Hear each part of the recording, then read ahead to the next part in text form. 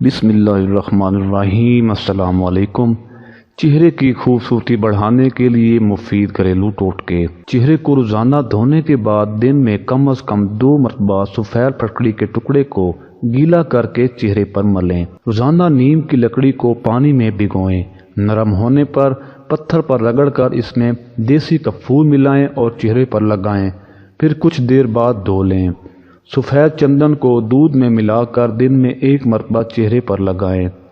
دن میں 1 بار جائفل کو آہستہ آہستہ پانی میں رگڑ کر چہرے کے داغ دھبوں پر لگائیں۔ کھیرا، ٹماٹر، پودینہ یا تلسی کا رس، ان میں سے کوئی بھی ایک رس ہفتے میں 2 بار کچھ دیر کے لیے چہرے پر ملیں۔ رات کو سونے سے پہلے تھوڑا سا لیموں کا رس دودھ میں ملا کر روزانہ چہرے پر لگائیں۔